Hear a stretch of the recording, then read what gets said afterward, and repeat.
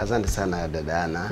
Jina langu ni Paul John Walalaze, meneja elimu kwa mlipa kodi, Mamlaka ya Mapato Tanzania. Tunashukuru. Tangu za wakati uliopita. Nashukuru tuko salama. Siku zinasonga, tunamshukuru Mungu. Lakini sana jukumu letu kuu la ukusanyaji kodi linaendelea vizuri. Na kwa mtindo huu basi naona nilivyoona ule ugeni nikasema kweli mnaendelea vizuri. Bila shaka umekuja kujifunza jinsi ya kazi inavyofanyika Tanzania. Kabisa. Na si yenyewe ndio tulikuwa wenyeji wa ugeni ule. Kwa hiyo ni moja kati ya mambo muhimu ambayo mko nayo kwa mwezi huu wa 9. Ile ni ipo kwenye ratiba. Kwamba mwaka huu watakuwa labda nchi fulani na mwaka huu watakuwa nchi fulani. Lakini mwezi wa 9 tuna jukumu kubwa. Mwezi wa 9 ni tunaita September to remember. Yaani tumeanza ni kilele cha kulipa kodi kwa ile kodi ya awamu. Hasa awamu ya 3. Ile tarehe 30 ya mwezi wa 9 ni tarehe ya kulipa kodi ya mapato. Lakini hapa katikati kuna series za activities au series ya majukumu. Mambo mbalimbali. Tarehe 7 kulikuwa na siku ya mwisho au siku due date ya kulipa kodi zinazotokana na ajira. Tarehe 20 ilikuwa kodi ya ongezeko la thamani yani VAT. Tunakuja tarehe 25 tarehe ya kuwasilisha return kwa wale wanaotengeneza bidhaa zinazotozwa ushuru wa bidhaa. Lakini kilele kabisa ni ile tarehe 30 ambayo ni kulipa kodi ya awamu ya 3. Kwa Watanzania wanaijua hiyo. Kwa hiyo kidogo mmeshonana mwezi huu. Mwezi wa 9. Ndio wanasema mwezi wa 9 kidogo una matukio ya kikodi mengi sana. Lakini yote hayo tunayarahisisha sababu tunatumia mifumo. Sasa ndo tuje sasa katika mifumo sasa. Swala zima la mifumo na mambo ya kiteknolojia imekuwa na uzuri kwa namna gani kwenu ninyi kama TRA? Ukiangalia TRA kule tulikotoka. TRA imeanzishwa obviously mwakani TRA inatimiza miaka 30. Bila shaka tutakuja kupata keki. Kabisa. Tena keki ya kiutu uzima ambao hizo miongo mitatu yatokea Mamlaka ya Mapato kuanzishwa. Ukiangalia tokea miaka hiyo tulikuwa na ukusanyaji wa kodi kwa kutumia pasi na kutumia mifumo. Hata walipa kodi katika kuandikisha tulikuwa tunaandikisha kwenye vitabu maalum. Tunawatengenezea hizo akaunti baadaye yani mtiriko moja baada nyingine kwa namba. Hata magari yalikuwa yanasajiliwa kwa kutumia tu madaftari. Tunaita Covis yani kwa kutumia madaftari ambao namba zinafuatana. Leo jana tumeishia namba 5. Anayekuja kesho anachukua hivyo kwa kutumia nini na kila mkoa uko na taratibu zake za usajili wa magari. Tukatoka huko. Tukaja mfano kama kwenye leseni za udereva. Leseni za udereva tulikuwa tunatumia kitabu. Unakuwa na kitabu. Hata benki. Jana nilikuwa benki moja hivi nikawakumbusha ngambia mimi nilikuwa na account tokea kipindi kile tulikuwa na kitabu cha wateja. Tukatoka huko. Tulikuwa hatuna namba ya utambulisho mlipa kodi. Tulikuwa na account number. Yani mteja anakuwa tunamcreate kwenye daftari kwa account number series ya nani. Tukatoka tukaanzisha tini kwenye mfumo. Na kwenye tini ikawa mpaka unaleta picha zako. Kama wewe dada Ana, unaleta watu wako wanaleta picha ni ya kwake lakini majina ni ya mtoto. Tukatoka huko tukaanza kusogea kimoja. Tukaja tini ambayo tukaja kwenye biometric tunachukua alama zako za vidole. Lakini sasa hivi tini kwa kutumia tu namba ya NIDA mifumo inasomana. Kwa hiyo teknolojia imetusaidia sana pakubwa. Lakini sana katika kupiga hatua kama unakumbuka wakati tunaongea siku moja nikasema kwamba katika ulipaji kodi kuna kama vitu 5 ambao tunavisisitiza. Cha kwanza ni usajili. Cha pili ni uwasilishaji wa kodi au makadirio ya kodi. Cha 3 ni ulipaji kodi. Cha 4 ni utunzaji wa kumbukumbu za biashara. Cha 5 ni matumizi ya mifumo. Sasa ukiangalia kati ya vitu vyote 5 na cha mwisho ni mawasiliano na uhusiano wetu na walipa kodi. Vyote hivyo sasa hivi tumevia automate. Yaani ukiangalia hata mawasiliano na mlipa kodi. Zamani lazima uandike barua, uilete TRA tugonge muhuri. Kwenye usajili hivyo. Tulikuwa tunatumia unakuja ofisini, unaleta picha yako, aidha ya baba, ya nani. Kwa kuna wengine wakapata hata tini na tini zaidi ya moja. Mfano kama mwaka huu inawezekana mwaka huu akakorofisha kodi mkoa fulani. Akaenda mkoa mwingine akafungua nini? Huko na akaendelea. So mifumo ilikuwa haisomani. Lakini sasa hivi tukatoka. Tukaja kwenye masuala ya mawasilisho ya return. Ukiangalia hata katika mabadiliko ya sheria za kodi mwaka huu, sheria ile ya kodi ya mapato, kile kifungu cha 70 kifungu kidogo cha 7 kimefutwa. Kwa nini kifutwe? Sababu siku ya kuwasilisha return ya VAT ni tarehe 20 ya kila mwezi. Kwa hiyo ilikuwa inakulazimu miaka ile ya zamani ujibebeshe madokumenti, viambata vya input tax, vilete ofisini tugonge muhuri.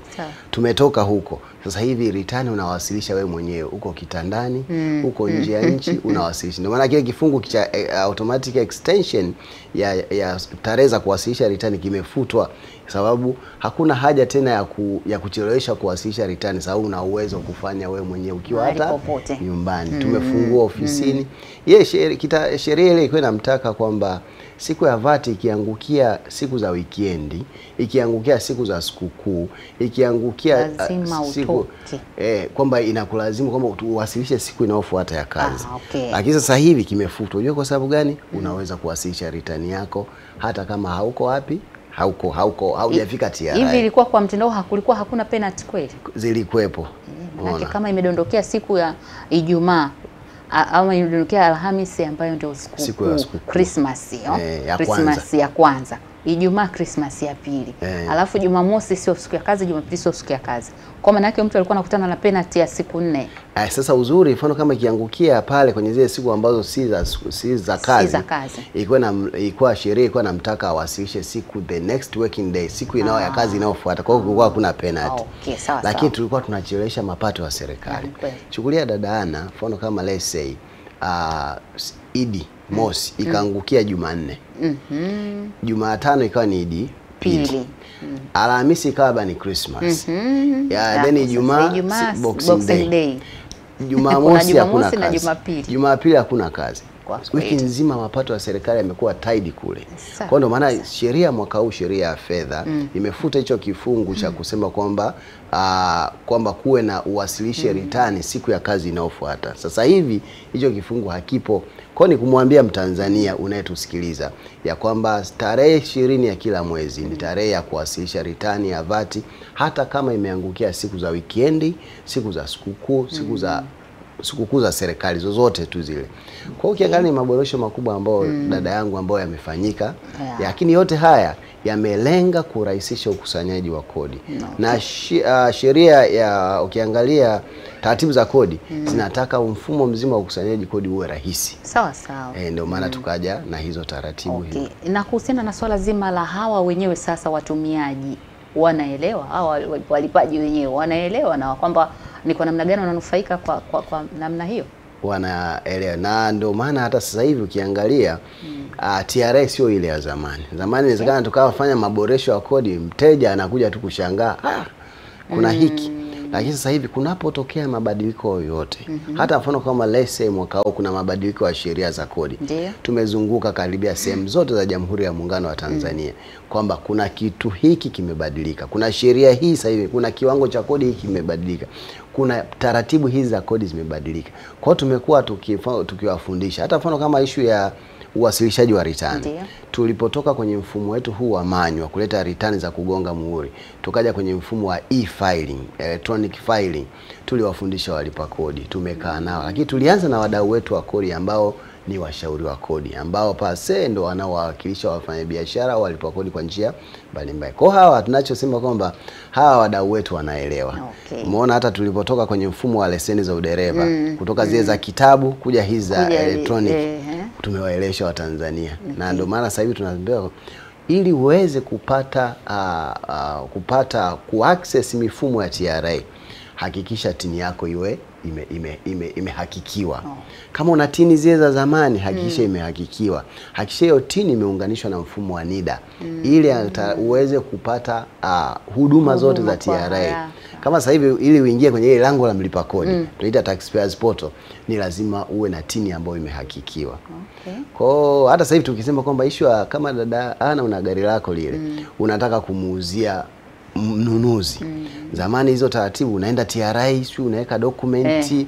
Sasa hivi unafanya transfer ya ownership wewe mwenyewe pasi hata kufika wapi? TRA. Unachotakiwa kuwa tuna mkataba wa kisheria wa mauziano, unachotakiwa kuwa na taarifa za mnunuzi, manake tini yake na kitambulisho chake. Si lazima kuwa na ile kadi. Kumbuka kadi sasa hivi unaweza ukaprint wewe mwenyewe kwenye mfumo. Na ndio maana hata sasa hivi let's say kadi yako imepotea, kadi ya gari. si lazima ukaanze kwenda kuripoti polisi. Unaweza ukaripoti polisi tu kwa usalama, lakini ili upate ile nakala ya pili duplicate, unaingia tu kwenye lango la mlipa kodi, kwenye sehemu ile ya magari, utachagua ku print kadi unayotaka wewe. Tena una print kadi kwa hadhi yoyote unayotaka. Unaweza ukaisave kwenye simu yako, unaisave au print kwa karatasi kwa muonekano wote unaotaka. Lakini taarifa zote za gari zitakuwa kwenye nini? Zitakuwa kwenye mfumo. Yaani sasa hamna biashara kwenda kupanga mafoleni. Hakuna hiyo. Katika swala zima la kuingiza ama na kutoa mizigo, ili mmefanyaje? Mmewafikiaje? Upande wa forodha ni kweli, TRA tunakusanya kodi zote.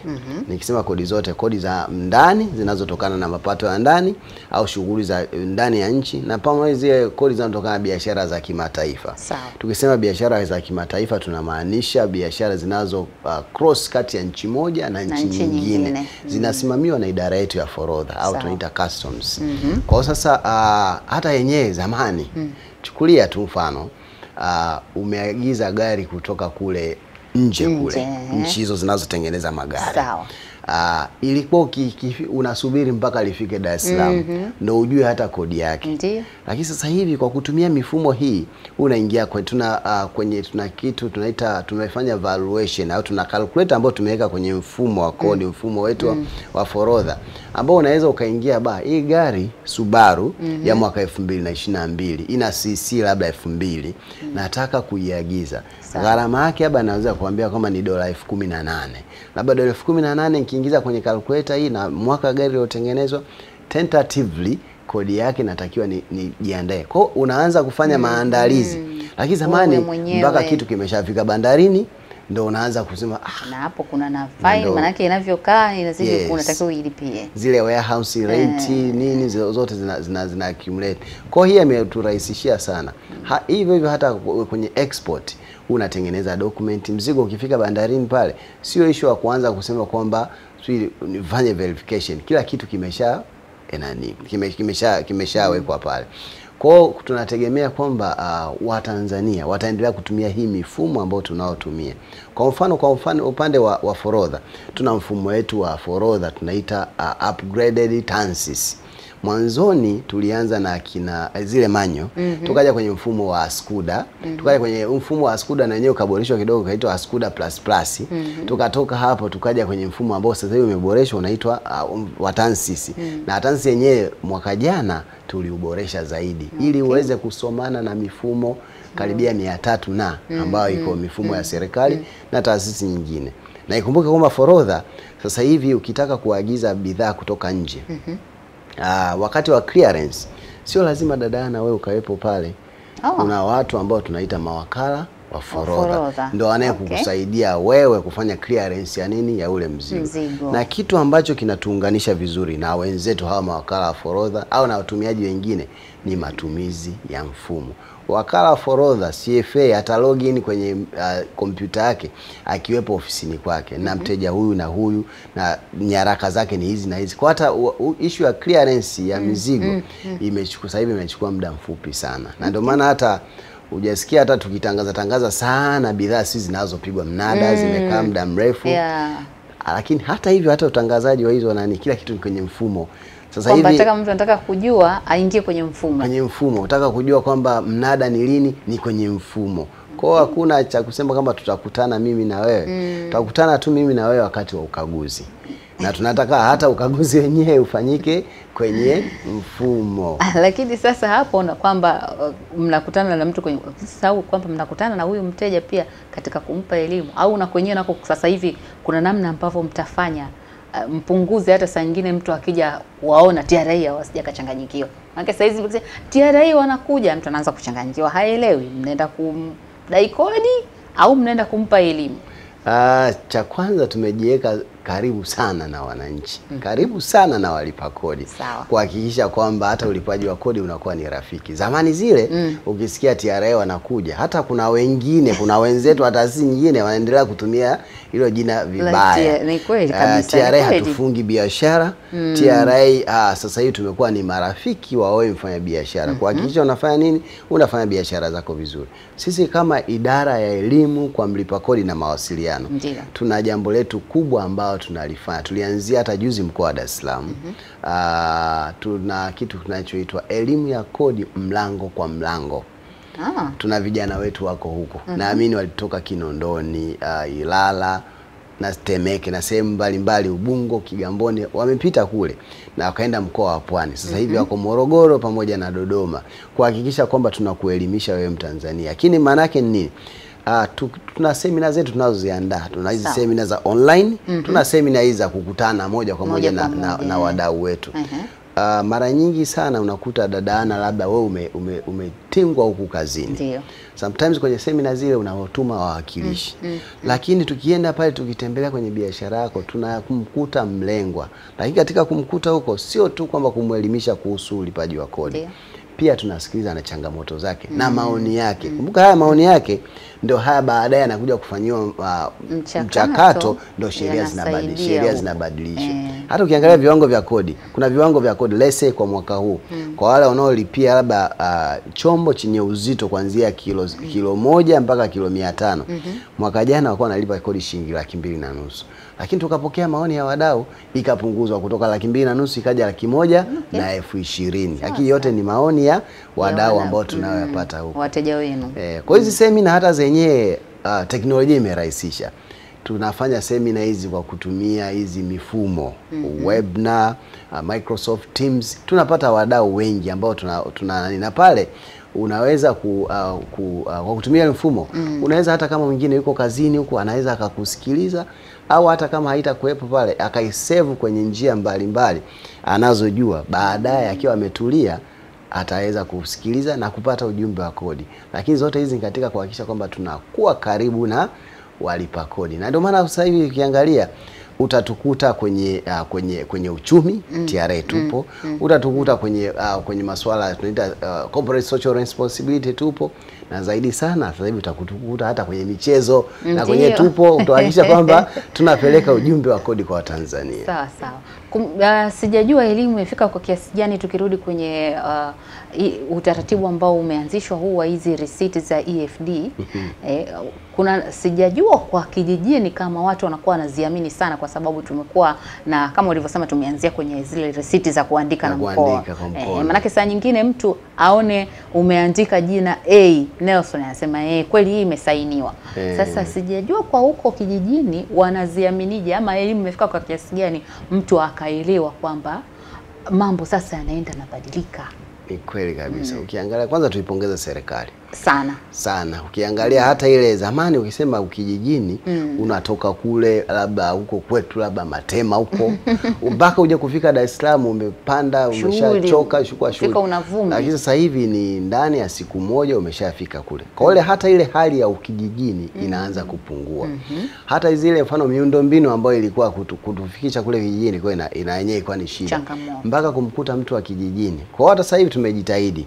Hata hawa vijijini tunachoamini, kuna msanii mmoja alikuwa anahojiwa juzi akana sema maisha ya watu yamekuwa magumu, unawashaurije? Akasema hao wenyewe unaotaka ni washauri wanatumia mitandao. Kwa hiyo tunachoamini kwamba hao wenyewe tayari sasa hivi Watanzania tumeshatoka huko, watu wengi tuko kwenye mitandao. Kwa hiyo naamini hata kijijini sasa hivi wanatusikia. Kwa hiyo niseme tu kijijini kule wanaagiza sana bidhaa kutoka mjini. Ndugu yangu yote Mtanzania, mlipa kodi, mfanya biashara, ukiagiza mzigo kutoka Dar es Salaam, kutoka Pwani, kutoka Tanga, popote pale, kama ni mjini napeleka kijijini, hakikisha mzigo ukifika mwambie risiti yangu ni muhimu. Ndani ya risiti hiyo kuna kodi ya serikali. Na hiyo risiti iwe ya aina gani? Na hiyo risiti tunazungumzia hapo, risiti iwe ni ya kielektroniki, ya ile ya EFD. Nakumbuka dada yangu kwamba sasa hivi tumerahisisha sana utoaji wa hizi risiti. Si lazima tena uwe na ile mashine ya EFD. Kwa kutumia tu simu yako inawezekana ukatoa risiti. Ukamtumia hata hiyo soft copy yule wa kijijini. Kijijini anaweza akaisave yeye kwa njia yoyote atakayokuwa anaweza. Na atakuwa tena na uhakika kwamba hata kama risiti ile ikipotea kwenye simu yangu itakuwa hiyo itakuwepo. Kwa hiyo niseme tu kwamba teknolojia hiyo imetusaidia hata kwa wale vijiji tunawafikia kwamba hata wao wakienda kufanya manunuzi yao wanapata risiti za kielektroniki tofauti na ile vya zamani. Nakumbuke kwamba ile ya mkono haina ushahidi ambao utakaa milele. Ila ile ya kielektroniki hata kama iungue, hata kama iharibike, inyeshewe na mvua, itaendelea kubaki kwenye mfumo. Zamani hizi risiti watu wakasema zinafutika, lakini sasa hivi hata kama ikifutika inabaki kwenye nini? Kwenye mfumo, kwenye simu yako itaendelea kubaki. Lakini ninachokifahamu, kila kitu kinavyokuja kinakuwa kina changamoto zake. Sijaelewa katika hili, kwa upande wenu nyinyi imekaaje? Changamoto ya kwanza ilikuwa ni kwa hawa watumiaji wenyewe, hawa wadau wetu kukubali haya mabadiliko kabisa. Ndio maana hata ile unakumbuka kwenye mabadiliko ya sheria za kodi ya mwaka huu imeweka kwamba Mamlaka ya Mapato Tanzania au Commissioner General au huyu mkusanyaji ana uwezo wa kwenda kukusanya kodi kwa zile biashara zote zinazofanyika kwenye mtandao. Ndiyo. Akina Airbnb tumeona Commissioner General amekuwa yuko front kuhakikisha kwamba anahakikisha kwamba kodi tunakusanya katika pande zote. Either unatumia kwa njia gani unaweza kukusanya kodi. Mapokeo ya watu kidogo yalikuwa ni hasi, lakini tumeendelea kuwaelimisha, na uzuri akatoa nafasi kwa hawa wafanyabiashara wale ambao ni wadogo kabisa. Cha kwanza kabisa, ile jambo letu la kwanza, wao hakikisha wanajisajili. Ila kwa wale wanaopata kipato kwa wanaopata kipato kwa kupitia mitandao, booking.com, Airbnb, biashara zile za malazi, accommodation. Na ndio maana ukiangalia sheria ya kodi ile imekuwa amplified sasa hivi. Zamani ilikuwa tu inaitwa online intermediation services, lakini sasa hivi zimekuwa mentioned pale kwamba hata kama unapata kipato kwa kupitia platform hizi za kidigitali, na wenyewe uko subject kujisajili na kulipa kodi. Kwa mwanzoni ilikuwa changamoto ilikuwa ni hiyo mapokeo ya watu, lakini sasa hivi tumeendelea kuwaelimisha. Sehemu nyingine naamini kwamba sasa hivi changamoto kama sasa hivi, zamani kwa changamoto si umeme, mtu anakuambia mashine yangu imezima, lakini tunashukuru sana serikali. Sasa hivi hata ile kukatika kwa umeme na yenyewe mitandao yetu sasa hivi imekuwa very stable. Kwa sasa hivi hata ukiangalia risiti hata kama ikipotea, kuna sehemu nyingine unakuta petrol station inaweza kukwambia kwamba hapa risiti hazitoki sio nini huko, lakini mtandao utakapokuwa ukirejea zile risiti zote ambazo kwa zinatoka automatic. Hivi mmefanikiwaje? Manake unajua kidogo ni kama changamoto ukianza kutafakari kwamba kama umezungumzia kule Matema, yani kwamba mtu yuko TRA Matema, alafu mwingine yuko TRA huko Monduli, lakini unaona mifumo inasomana na mnafanya kazi. Mlifanikiwa, mmewezaje yani? Cha kwanza ni maboresho. Kuna ile tunaita data center. Zamani ilikuwa ni kadogo, lakini sasa hivi baada ya kuwezeshwa tuna data center moja ambayo ni kubwa, ambayo tena sasa hivi kwa hii mifumo yetu mikubwa miwili, tuna mfumo wa IDRAS ambao ni Integrated Domestic Revenue System, Domestic Revenue Administration System, tukiamini kwamba umesomana huu mfumo na taasisi mbalimbali. Kwa mfano kama let's say mtu yuko umezungumzia Matema, lakini labda mtu akaenda Monduli, akaenda Ngorongoro, anataka kujisajili, akiingiza tu zile taarifa zake za TIN, inaonekana wewe ni mfanyabiashara wa kule Kiela. Kwa hiyo tayari faili lako la kodi liko wapi? Liko Kiela.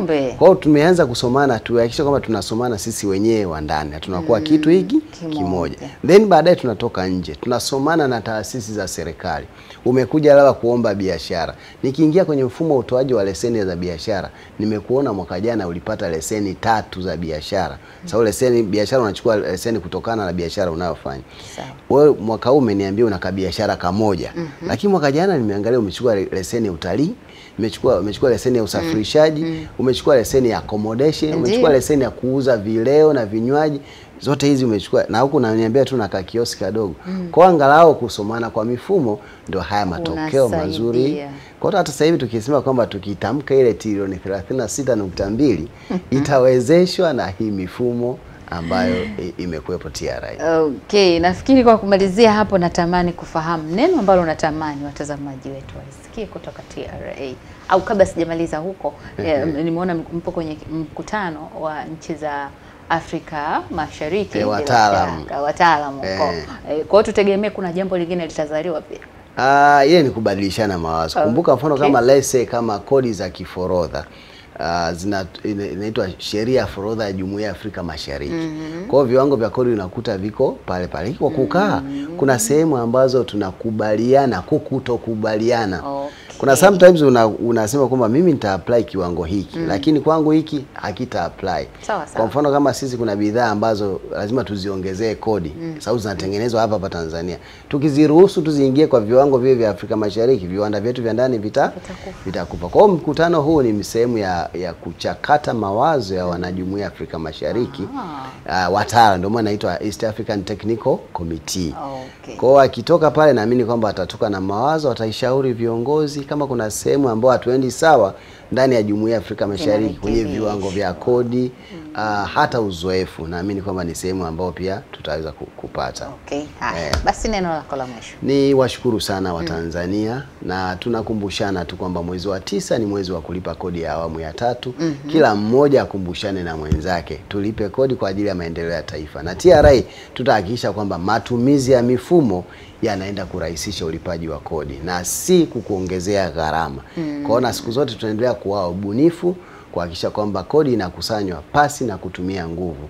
Na TRA tunasema pamoja tunajenga taifa letu, na kodi yetu ndio maendeleo yetu. Hivi tangu mara kwanza umesema awamu ya 3, najua kidogo nitaka niulize afu nikasahau, lakini ulivyorudia hiyo kauli tena ndio nakumbuka. Awamu ya 3 kwamba kwa mwaka kuna awamu 3 za ulipaji wa kodi. Kuna awamu 4.